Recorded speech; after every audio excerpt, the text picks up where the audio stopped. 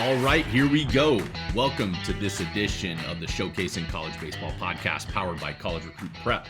I'm your host, Ross Hawley, and I want to thank you for spending some time with us wherever you might be watching or listening from. If this is your first time with us, welcome. Go give us a follow on our Facebook group page at Showcasing College Baseball or visit us on the World Wide Web at collegerecruitprep.com. Today's episode is brought to you by Armilla Tech, pioneers in sports communication technology. Imagine a world where every play call is crystal clear, secure, and executed with precision. That's the world Armilla Tech has created. Trusted by top coaches across North America, Armilla Tech's innovative electronic play calling system is transforming how football, baseball, and softball games are being played one play at a time. Visit armillatech.com for more information. Now on to today's episode. It's Friday, February 16th, 2024. And anyone who loves baseball as much as we do knows what today is. It's opening day at the NCAA Division I level. Hallelujah! And in honor of opening day 2024, I thought it would make a lot of sense to have a chat with one of the best in the business, head baseball coach of the Texas State University Bobcats, Mr. Coach Trout. From a season preview on his Texas State squad to the recruiting advice he has for high school baseball players, we covered it all. Here's my interview with Coach Coach Trout of Texas State University. All right, Coach Trout with Texas State, the Texas State Bobcats. Guys, we are lucky enough to be talking to one of the best in the business right now today. So, Coach Trout, I just want to welcome you to the Showcasing College Baseball podcast. Thanks for joining us today.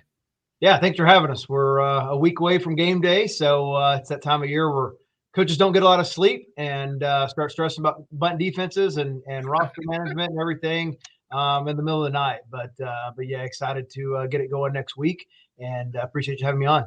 So that's awesome to hear about that, because you know what you said, bunt defenses, and I'm thinking first and third coverages. I was out at my son's practice the other day, and they were working on bunt defenses, and they're bunt one, bunt two. So I'm curious, just as we get rolling in this, tell me about the real stresses about as you guys are firing this season up. I know that you guys always have a target on your back in this area of the country. One of the more respected programs in the country. What are the things that you stress about going into the season? Yeah, so, really we spend the whole fall and majority of the spring, as I say, we work on the meat and potatoes every day. And that's obviously the playing baseball. And so we don't get into a lot of the bunt defenses and all the, the special plays, as we call them.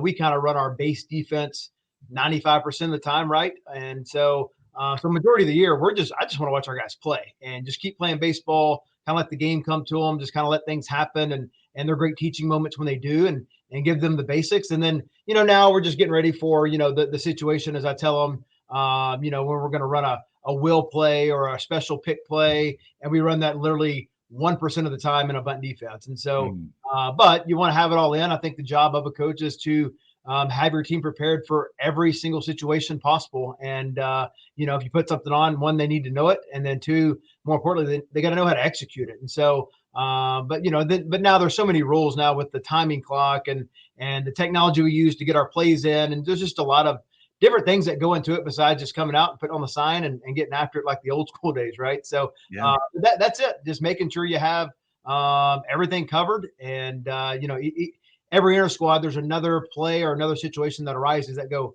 man, I haven't covered that yet. So I need to make sure I get in there the next day and dissect it. And, we try to, as simple as it sounds, I feel like some guys still don't understand all the rules of baseball, like just some of the general, like just literally the day I went back through the infield fly rule because it scares me every time coaching third base pop up. It's like, hey, what happens? And I start trying to quiz them on different things. And majority of them know it. It's just probably me stressing myself out going, if it's, 4,000 fans against A&M at home and that happens, does my guy at second base freak out and take off running, right? So you just want to prepare them for every moment, every rule. And sometimes for coaches, you got to go back through the rules yourself and make sure you have them all. So, yeah, that's kind of what we're doing right now and feel pretty good about it with a week to go. Man, and you guys open up next weekend. You got a 3-game set against Youngstown State. And I was taking a look at your non-conference because Texas State plays in the Fun Belt, the Sun Belt Conference, which is fantastic, excellent competition. But man, I was looking at your at your pre-conference or your non-conference, holy cow. I mean, you guys, it kind of made me nervous. Like, I know that's what you want, but talk to me about that. I mean, some of the teams on that non-conference, Texas, LSU, we got big time programs. Talk to me a little bit about your season expectations and what you're thinking in that non-conference scheduling stuff. Yeah, ever since 2016, when I came back to work for Coach Harrington, he actually, gave me the keys to the schedule, and he was like, "Hey, I want you to work on this because eventually you'll probably be doing this yourself and all the above." So I appreciate him letting me go through that, and always getting his okay for things. And so I kind of saw how to build a schedule. The beauty of the Sun Belt is, now we're not chasing a whole lot of RPI, it seems like, anymore. Last year it seemed like every weekend series we're playing, top 100 RPI teams in our conference. And, if they weren't that far down to where you were going to lose a lot of points. And so that's been a big change that's really helped out that, every weekend you're not chasing points and chasing RPI points. And so, but non-conference, we get the 4 non-weeks, the non-weekends. We usually try to grab a team from up north to come down and play every year to get in the warmth. We've been scheduled to play in the Round Rock tournament, which I've been wanting to play in for a long time. Obviously an hour down the road, roughly, get a lot of fans there and play in that beautiful ballpark. We were having actually Grand Canyon come in week 3 because we went out there last year. They were going to return the trip. But Minute Maid called late and they're like, "Hey, we lost a team. We need to add a team in. Are you in?" And, I've learned pretty quick in this business when tournaments like that ask you to come play, you say yes, and you just try to figure it out. So I got with the other coaches that I was planning to play and said, "Hey, I need to move you back a year," and appreciate their help on doing that. And so I forgot to ask, who are we playing?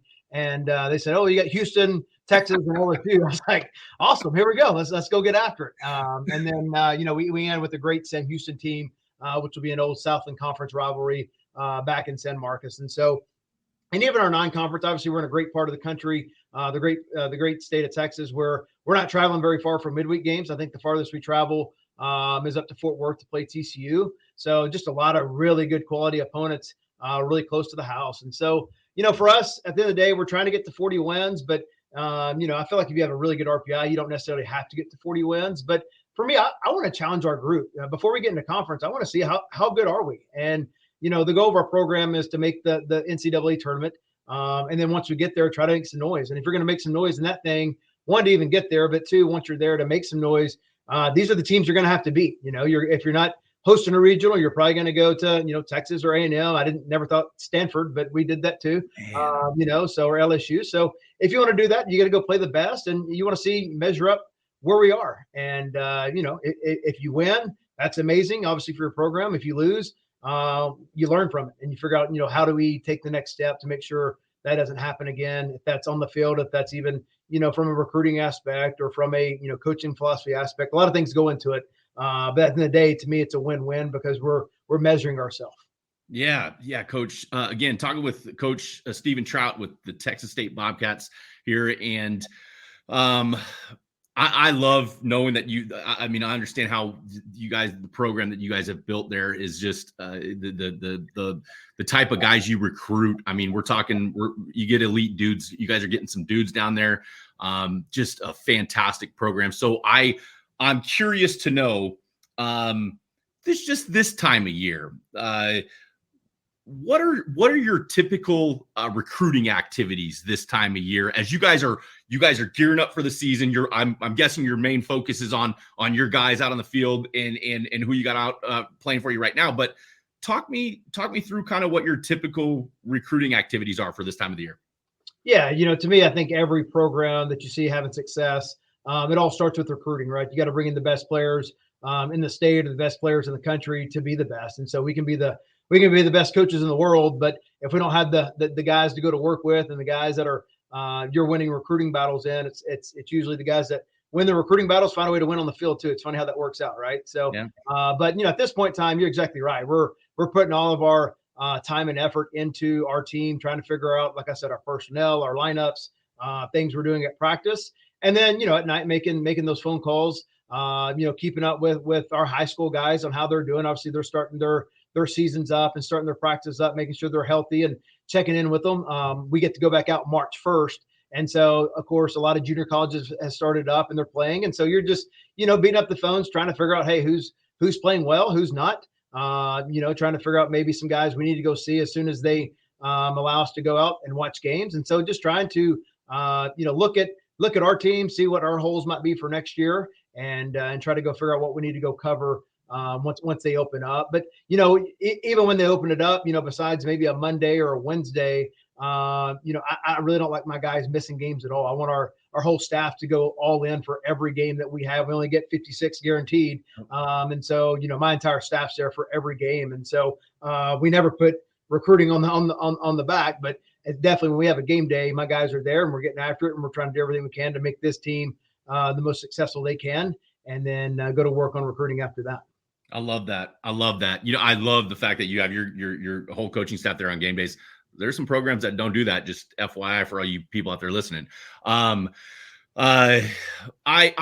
curious how, and I know it's probably ad nauseum. You probably talked about this, but I'm curious how the transfer portal has affected a program like Texas State. Yeah, it's definitely interesting, right? You always used to always battle the high school and the junior college recruiting and try to measure that out. Are we grabbing too many JUCO guys or too many high school guys and trying to plan that out? And then now, all of a sudden here comes this portal where, it's just another avenue to go grab guys. And, I think with the draft being as late as it is, it's made it even tougher to figure out, your personnel heading into that season. And so, sometimes you're signing guys all the way up until, August, right before they come on campus a few weeks after that. And so, maybe you get a surprise in the draft or a guy signs or, and then sometimes a guy doesn't sign or doesn't get drafted. And then you got to figure that out as well. And so there's a lot of things that go into it. And so, we use the portal exactly how we use kind of junior college is, we're just trying to grab a veteran guy to come in and fill a void that we feel like is a necessity right now. And, we always want to build our program with really good high school players. I'm a big fan of our high school class we have in on campus right now. We only have 6 of them. We kind of went smaller with it because of where we were in our program for this current team. But I feel like we found some really good players in that. So to me, I think if you look at it, you got to build it with high school players and then supplement with the junior colleges and the transfer portal guys. And so we've grabbed a couple every year. And so I don't think we'll ever live by the portal where, we're just, canning the high school guys and just going straight portal guys. But, you got to search through it and you find a diamond in the rough or you find that really good player that just really loves your program, then you go grab him. And anything you do to make your program better and your team better, you obviously have to go do. Man, well said. Well said. So let me kind of walk this back and just for our audience out there listening to Coach Trout with Texas State Bobcats here today. I'm curious how it starts with you. Like, and I know there's probably a ton of kids that want to play for Texas State, but for you and your staff, take me through like the typical sequence of events when recruiting a player, start to finish. How do you identify them? When do you start talking to them? Do you cross-check with coaches? All of that stuff, Coach.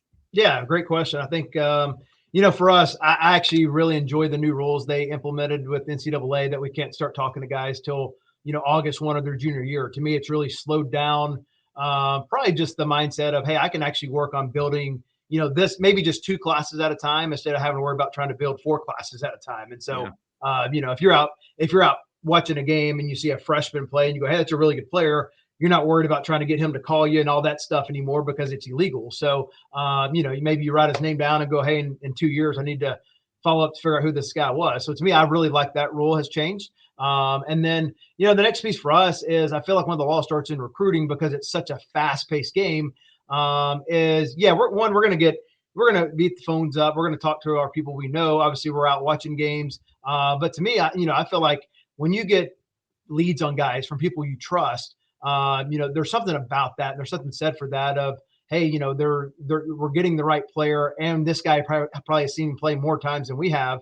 And they see him at practice, or they see him at games, or they see him off the field. And so usually, we've built that up of the guys that we really trust. And we take flyer on guys as well, and we're gonna go see them. But to me, the biggest key is we want to do our homework on who we're bringing into our program, and I think that's something that we do a great job. My staff does a great job of figuring out not only what person or what player we bring into our program. Do we just see him on the right day, or is he consistently the best player in the field all the time?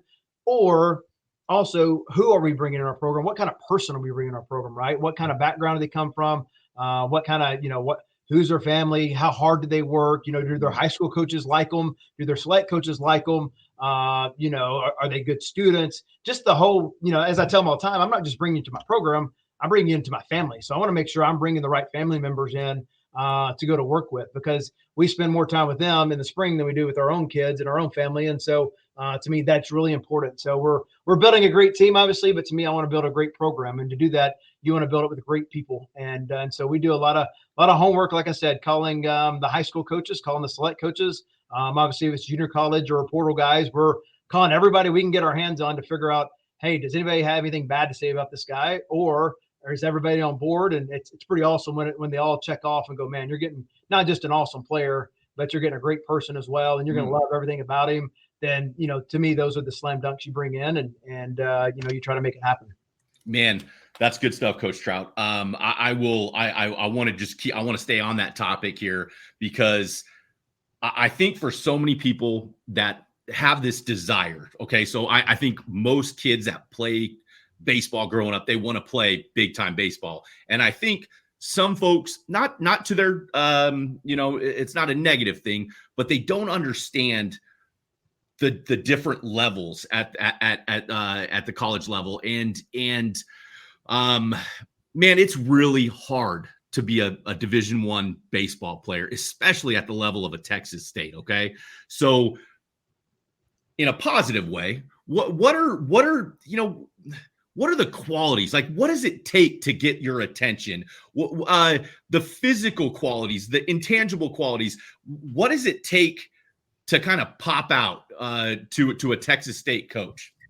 Yeah, I think if you're any really good program out there, and I think the key is in this day and age, I mean, there's so many talented kids out there, right? I mean, you just get on Twitter or Instagram or anything, and you see 92, 93, and it's like, holy cow, like, how is this game turned into this? And it's awesome. I mean, some people are like, man, there's too much going on. I'm like, yeah, that's why the game's at a different level than it's ever been before, because these high school players, they're more talented than they ever been, right? And they have more resources from a young age than they've ever had before, right? They're lifting weights and they're in these facilities nonstop working on their game. Where when I played, I was playing 3 sports and getting a lift in every once in a while. You felt like you got one a week. You're like, man, I'm getting swole here. So, but you were just trying to figure out how to make it all work out. And you didn't have all these private, people that were specialized in developing baseball players in the weight room, speed, agility, all arm strength, all the above. So, to me, like, the physical traits are going to stand out, right? I think that's the beauty of like camps. Like, you're going to see the metrics add up. But for us, we just want really good baseball players. And I think that's one thing that's we've hit the nail on the head a lot in recruiting is, the physical traits are awesome. Like the toolsy guys, awesome. The really good baseball players are the ones that make it, especially in the college game. And so to me, I want those guys that are just really good baseball players. Maybe their 60 isn't a 6'4", but they can really play the game. And when the lights come on, they kind of take their game to that different level. And so that's why we try to watch guys play a lot to figure out which guys are those guys, right? The guy that can hit it really far in BP in those workouts, and they get in the game and they strike out 9 times and they finally square one up. To me, those guys, they're going to struggle at our level. And so the physical traits are important, but to me, we're just looking for really, really good baseball players. Same thing on the mound, right? If a guy's 95, that's really fun and really awesome to go see, and it's fun to watch. But is he getting outs, right? Is he actually getting guys out consistently all the time? And so sometimes we'll leak more towards the guy with the lesser velo because he's getting more outs than the guy with more velo. And so to me, you're going to take some flyers on some guys and take some risk with guys that maybe they're high velo, but not as good commanded guys. So you got to have a well-rounded staff on both sides of it. And so to me, that's it. So that's why I talk about the intangibles of what kind of person you're getting a lot, because there's so many talented guys. What's going to separate yourself off the field? Is it your grades? Is it your work ethic? Is it how hard you play? I mean, it's still I tell guys all the time, like, if you play really, really hard, you're going to get noticed. And and now you're a really good player that plays really, really hard. To me, I'm like, man, I got to have that guy in my program. And so kind of some of the old school traits that we talked about, growing up, we still try to live on. Obviously we've evolved our recruiting and evolved our looks, because you got to take some of the guys that have the the higher velo or the intangible things. But to me, like at the end of the day, if you can find really good baseball players that know how to win, good chance you're going to keep winning. That is amazing. And there are people that are going to be listening to this, and correct me if I'm wrong, but I would classify the brand of baseball you guys play at Texas State as hard-nosed dirtbags. Like, that is the ultimate compliment, if you ask me. Gamers, dudes that just go. So when I think intangible stuff for a Texas State player, when you say guys that play the game hard, what specifically was to somebody listening out here that's like, man, I want to be like one of those guys? What does it mean to play the game hard to you? Yeah, I mean, definitely, not the false hustle, right? I think there's false hustle out there all the time. You're trying to get noticed of certain things. I just want guys that truly love the game of baseball. When they show up to their, 894th game in the summer and it's 200 degrees on that turf, they are still getting after it because they just love to be there, right? They know it could be their last day playing. And for us, same thing when they get here. Like, I want those guys that if it's our, 28th day in the fall and they're playing well or not playing well, I just want them to really show up to work every day and just love to go get after it. And so, like our shortstop right now, Davis Powell, if you came to our practice, I mean, that dude, I mean, he's going to be the first one to practice and he's going to be the last one to leave. And the whole time he's there, if we're not doing something, he's literally throwing a baseball with somebody, playing pepper. Believe pepper still happens every once in a while, Yeah. or short hops. I mean, literally, the guy will get across on a wall and just throw a ball up against the wall and just pick it by himself. And it's funny how all of a sudden people start seeing that and they start leaking that way towards him, right? And to me, like, that's part of being a leader. But that's the type of guys we want. I want them to show up to the ballpark every day and they can't wait to throw their spikes on and play and get after it. And when they lose, they're crushed, right? Like, I want guys, if we lose a game, like, we want to learn from it, but I want them crushed because they know how important it is to them. And so for me, like, I want to know that every time we put the uniform on, practice or play, that those guys are really excited about putting on a Bobcat uniform. And, you're right. I think for us now, our recruiting has picked up to where we're grabbing some really, really talented guys and guys that we're beating big schools on. But, I feel like when you come to Texas State, you still have that edge about you that, maybe you still got to prove people wrong, right? And you still have that edge that you got to show up. That's what I love about my staff, to be honest with you. We were all junior college players and we all played Division I baseball, but we were always those guys that kind of were told you're not good enough, but we all found a way to get it done. And so hopefully that leaks from our coaching staff to our players as well. And to me, if you can show up on game day with that edge, you've already won 50% of the battle right there showing up. Gosh, I love that. That fires me up, makes me want to get out there, man.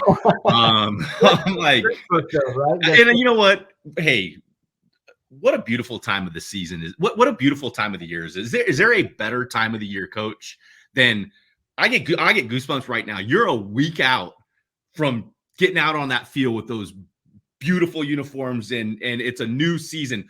Is there a better time of the year than this? No, there's not. I sleep better at other times in the year, but like I said, it's just, I feel like it's such a long time from, your last game in May or June, and then you wait, 7 months, 8 months until you get to do it again. I just feel like it's forever. And so it's kind of like, you think about college football. I'm a huge college football fan. And so the last game, ended, in January, and now we got to wait this whole time until, when you finally have an off day, you finally get to watch some college football. And so, but yeah, it's a great time of year. Everybody's excited. More importantly, everybody feels like your team's really good, right? How many times I've answered, Coach, how are you going to be this year? And I don't think I've ever asked a coach and go, we're not going to win a lot of games, right? Everybody's excited, right? So, and so you got to stay healthy. You got to have some luck on your side, and you got to have some guys step up. And so, yeah, it's the best time of year. Outside of June baseball, to me, that's my favorite time of year. Man, you said it too, because I think of regionals going into super regionals and all that. And I'll say this, my boys, the regional where you guys, was it at Stanford? Was it two years ago? Right. That was a special regional. And that was a special, you're so, I love all of it, Coach. Let me gear it back towards just some recruiting stuff, just for the audience, because listen, the reason why I have guys like you on the show is because you're the source, man. You're the one that it's happening with you guys. So I want your advice and I want what you have to say for these these parents, these student athletes out there listening. I want to go into. I get an idea of what you're wanting. I want to go into what you're not wanting and the red flags, because I think you mentioned it earlier. The game has definitely changed, and that makes it, recruiting changes. So what are some red flags that you pay attention to and say, that's not quite what we're looking for? Yeah, I think in this day and age, one of our core values in our program is selfless, and to me, every guy in my locker room was the best player on their team, right? The best player on their high school team, best player on their junior college team, whatever it might be. At some point in time, they were the best player on their team.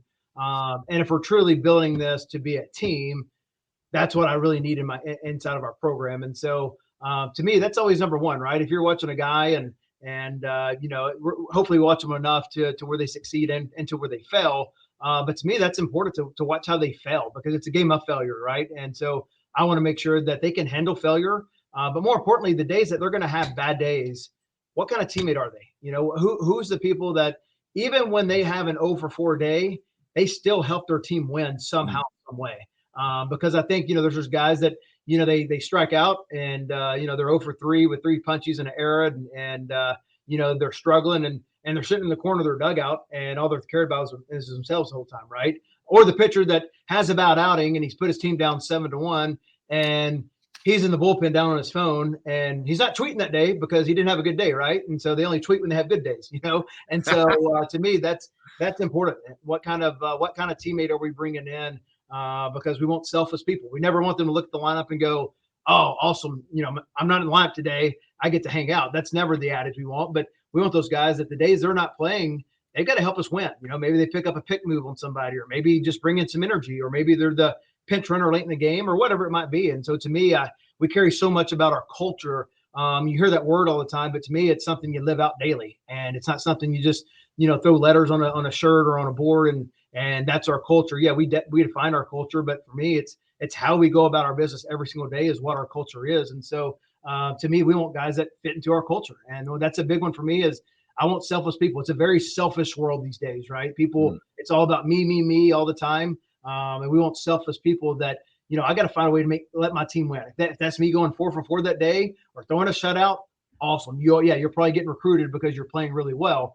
But what about the days you're not having good days, right? Are you gonna be the guy we're always having to talk to about your attitude and your body language and all the things that we preach all the time inside of our mental game? To me, those are important. And then the other piece of it too is, and I think you talked about the parents a little bit. We want hands-off parents. At our level, we don't deal with parents. I'll tell our players all the time. I want our parents to be our best friends when it comes to on the road and we see them or at home and all the above. But as far as playing time goes or this or that, like we don't talk about that with parents at our level. And so at the end of the day, like if we're calling a kid on the phone, I want to talk with the kid. If the parents want to be in the background, maybe for the first one or have some questions, maybe after a visit, awesome. Yeah, let's figure it out. But at the end of the day, like we're recruiting and we get to coach the player, not the parents. And so, now you need to ask your kid question and know, hey, because I get some kids are like, hey, Coach Trout called you now. What do you say? Oh, nothing. So the kid anything right. And so that's on the kid. But the one that's always trying to call you, or always trying to text you and tell you how good his kid is, or more importantly, the guy that the emails, right? We get emails all the time. Like let the player read over their email maybe, but let them communicate the email, because I've never taken a dad's advice that his son's the best player on the team, right? But now if the kid texts me, goes, Coach, here's a video of me getting after it, right? Then that's important. Or hey, call my high school coach or select coach and go, hey, I was all, the offensive MVP. Let's go check it out. So to me, we want the hands-off parents. I think it's important. Parents, the people that raise them, who we're getting right. We always want to have those conversations. So don't get me wrong on that. But as far as the actual recruitment goes and trying to figure out on the phone who we're talking to and all the above, it's the players recruitment, not the parents recruitment. Man, I love that. I love that so much. Because I feel like what you're talking, the player you're talking about, you're describing is one that's accountable. He's accountable to his coaches. He's accountable to his teammates. Right. I want to know just your take on, I see a lot of this on social media of, rise and grind. It's 5 a.m. I'm lifting and all that.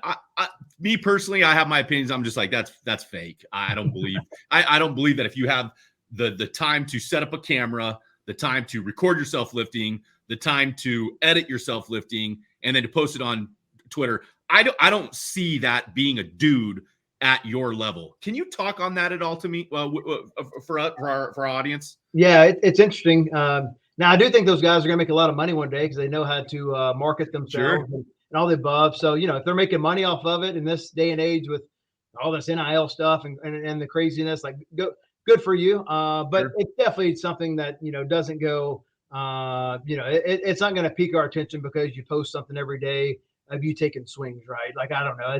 It's just kind of probably the old school in us that we just want to know the guys that work hard. And usually if you promote it sometimes all the time, then you're right. Maybe it comes off a little fake, and you might be the hardest working person out there. So that's kind of the hard part of it a little bit, but it's definitely not the, hey, I saw on, Twitter again, this guy's taking swings again. And I'm like, well, that's awesome. That's cool, but nobody ever, here's my thing though. And this happened in COVID. I thought this was so crazy during the COVID time, right? We're sitting at home. We can't recruit. They're playing all these games, but we can't go out, right? And so we're getting video after video after video. And like, hey, this guy's 92. This guy's 92. That's awesome. But every time I would get a video of the guy, there was a base runner standing at second base. And I never got the video of how did that guy get to second base, right? Did he come with guys in scoring position, or did he, walk three guys and its bases loaded, right? Same thing. You never get the video of the guy that punches out on the breaking ball down and away. You only get the video of having success. So to me, it's probably hard to make a highlight video of yourself felling, but that's the hard part about all the social media is you never get the negative side. You only get the positive side when it comes to guys promoting themselves, as you should be, right? But that's why you can't just go off of social media to determine what kind of player you're getting and also completely what kind of person you're getting. Man, that is good stuff. Really, really good stuff. Coach Trout, a couple more questions here. Talking with Coach Trout, Texas State. I want to go 2 more questions for you, Coach. I want to go some specific advice that you have. So listen, we get it. Everybody can't play at your level, and or at that level. But for the advice for the recruits that just, man, they want to continue their career and they want to play at the next level and they're doing it the right way and they're trying hard. What's your advice for recruits that are trying to get your attention or that are trying to get the attention of a coach in general?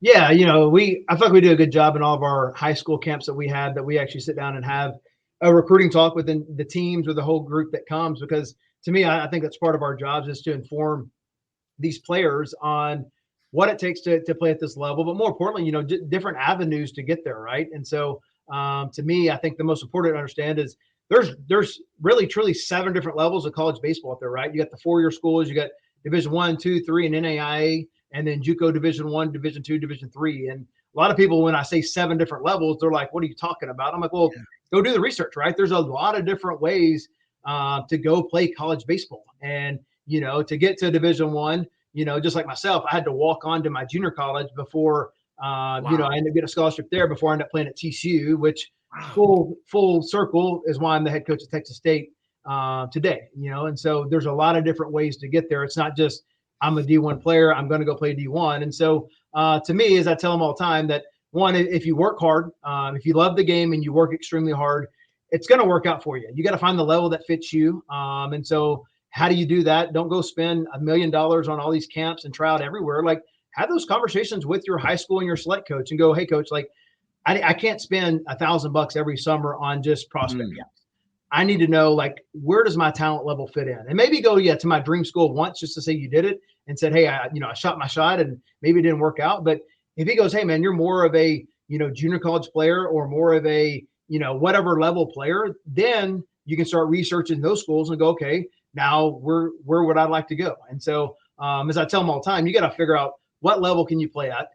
Where do you fit in academically? Where can you figure it out financially? And then most importantly, where do you want to wake up every day, right? At the end of the day, like, we play baseball almost every day, but there's days, Saturdays, Sundays, where you're going to wake up, and waking up in San Marcos, Texas is a beautiful place to wake up, right? You got the river running right through the middle of campus, and you're in the hill country. And so, but, where do you want to wake up as a student? And I think that's sometimes the lost art in this recruiting is where do I want to go, live for the next 3 or 4 years of my life? And then more importantly, call it home. I call it, it's not a 4-year decision. It's a 40-year decision. It's a lifetime decision. So figure that out. But And to back to your question, I got started rambling there in my camp speak. No, it's good stuff. But for me, it's, you want to find the right spot of where you can have a chance to go play as a freshman. And there's a lot of different avenues to get there. Is if D1's baseball is your end all be all, that's where I want to get to. Like I said, it might take you walking on to a junior college before you develop good enough to get there. And so everybody has their own path. Your best friend's path might be different than yours, or it might be different than your parents' path. And you got to create your own path. But I do know this: if you don't work hard, it's not going to work out for you. And that's what I tell people all the time. If you don't love it, if you don't work hard, you can be the most talented guy out there. Eventually, you're going to get passed up, and it's not going to work out. So if you work hard enough, they can find you a level to go play at, and then what you do with it is what you do with it. Man, that's great stuff. If from an operational perspective, let's say I'm interested in Texas State and I want to play for Coach Trout and the Texas State Bobcats. How do I go about telling you that I'm interested in you? Do I email you? Do I come to a camp? How do I get it? How do I get that attention? Yeah, I think there's multiple ways now. And so as I tell them all the time, any D1 program, their emails are going to be on their website. So get on there, shoot them an email. I always say when you shoot an email, like, make it simple, right? Like, obviously, if you're a sophomore or a freshman, we can't respond to you except with a camp flyer. So don't get discouraged. But, if you're a junior or senior and you send an email, like, obviously tell us where you're from, your high school, put your coach's contact information in there, your summer coach's contact information in there. If you got stats, awesome. But, I've gotten stats before and they were not right. They were made up stats. And so any stats or any accolades we get, I'm going to go double check with those coaches and go, hey, is this true, right? Is this guy really, this velo or these numbers or whatever it might be? The beauty of iPhones now, you don't have to do anything crazy to make a highlight video. You can, mom and dad film you right there, and you can plug that in there with some music, and there's your highlight video, right? Obviously, there's people out there that do that for you, which makes it easier for everybody. And so, but add that in there and then send it out. And so, email is a good way. We do get a lot of them every single day. We have to decipher through them. Probably at the least case, you're going to get a camp flyer to try to come to camp. But outside of that, the other parts are, on social media. I think that's a simple way.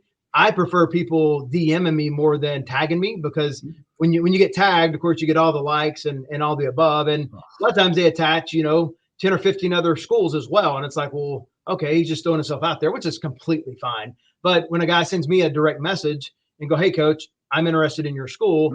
Here's my here's my video. Now I'm like, okay, I'm probably going to be more tentative to watch it because he actually sent it to me. And if he's legal to contact back, then I'll reply and go, hey man, I appreciate you sending that to me. We'll see you down the road. Obviously if he's younger, then I won't respond to him and go from there. But to me, that's even more of an impression of sending it to somebody more one-on-one than the other one. I don't know how many emails I've gotten though that goes, Coach, I would love to go to Texas A&M University and play for you, and I'm like, well, I'm at Texas State, so obviously you didn't edit the email that you're sending to everybody, which I get, right? You're going to send a bunch of emails, but just take your time, decipher through it, and so those are usually automatic, sends to the trash. Sure. But no, that's when it comes to reaching out.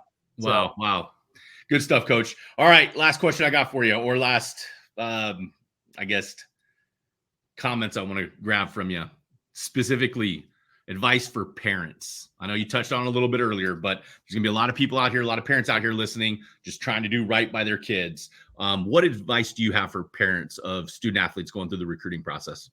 Yeah, I think do your homework. All right, do your homework. So with internet today, all the resources out there with recruiting classes, and I get asked all the time, how many guys y'all do you recruit high school compared to junior college compared to portal? It's all out there, right? All the information's out there on these websites where you can look at recruiting classes and figure that out. I think it's important. I got two younger kids that hopefully eventually down the road, maybe they want to go be an athlete and figure it out. But to me, like, I want to make sure who I'm giving trust to my kid to as well, as far as putting the trust in them. They're going to develop them not just on the field, but also off the field. And so what kind of people are going through their program, and, kind of where do they end up type thing. And so to me, doing your homework as far as, who you're trusting to take over your child for the next 3 or 4 years, and getting after it. And so, and then, on game days in the summers or high schools, like, same thing, like you're representing your kid. And so, how you act in the stands, if you're you're yelling at the umpire every 5 seconds, I'm like, goodness gracious, what are they going to say to me when I don't play them, right? So you represent your kid. As we tell our guys, you represent our program in everything you do. And so same thing, I want the parents to, represent the kid the same way, or their family to represent the kid the right way, and all the above. But at the end of the day, just do your homework, figure out which programs that you really trust. I do tell people all the time in these showcases you go to, make sure you're getting your bang for your buck. Make sure, if you're going to that school, make sure the coaching staff's actually going to be there to evaluate your kid, right? And what other coaches are going to be there. And so, just make sure you're doing your part to make sure. I get it. The camps are expensive. The tournaments are expensive. It's all expensive. I just went to a gymnastics meeting last night for my daughter, and I'm like, we got to have some more camps. I got to get away because we got to buy more shirts and all this stuff. It's wild. But and so I'm getting into that. So if you're going to put that money into it, make sure you're doing your homework and putting the time in yourself to lead your kid down the right path as well. And trust your coaches, like trust your high school coaches, trust your select coaches, put your trust in them to let them, they're going to lead you down the right path, because there's a lot of really good coaches out there that are going to truly help you, and they're in it for the right reasons. Man, I love that. Well, Coach Trout, again, I just want to say thank you for, talking to us today and giving us your insight into the world of, college baseball, college recruiting, for the time that we had. So I want to thank you. And I want to say this, you can follow Coach Trout on X at Trouty16 and follow Texas State Baseball on X at TX State Baseball. You guys know where to find them. Your kids, you're good. So I forget it, Tex. I still got Twitter. See, I've still got old school in me. So what? Hey, I transitioned to the X like a week ago. So any parting words for our audience, Coach? Yeah, no, just love college baseball. Love guys like yourself that try to promote it. I'm a big fan of college baseball. It's a beautiful time of the year, as you talked about. But to me, it's such a fun sport, and we're about to go on a minimum 14-week ride, and it's as fun as it gets. And so I'm excited for it. Just all the game days experiences, the fans, the crowds. And you're exactly right. Like I grew up as a kid. That's why I got into college baseball, is because of regional, super regionals, and eventually Omaha. And I've never been there, and that's the goal. Every day we wake up. And so it's a beautiful sport, and can't wait to get this going next week. Hey, awesome, Coach. Hey, we'll be pulling for you. This audience is going to be pulling for you. Good luck with the 2024 season. And thanks again, Coach Trout. Awesome, Ross. Appreciate you. All right. Take care. I want to thank Coach Trout for taking some time to talk with us today. Go give him a follow on X at Trouty16, and be sure to follow his Texas State baseball team on X at TX State Baseball. You can watch Texas State open the season against Youngstown State this weekend on ESPN Plus, and we wish the Bobcats the very best for the 2024 season. I'm your host, Ross Hawley, and on behalf of the Showcase in College Baseball podcast, I want to thank you for listening. Be sure to follow the Showcase in College Baseball group page on Facebook, or visit us at collegerecruitprep.com for more of our podcasts and content. We will see you next time.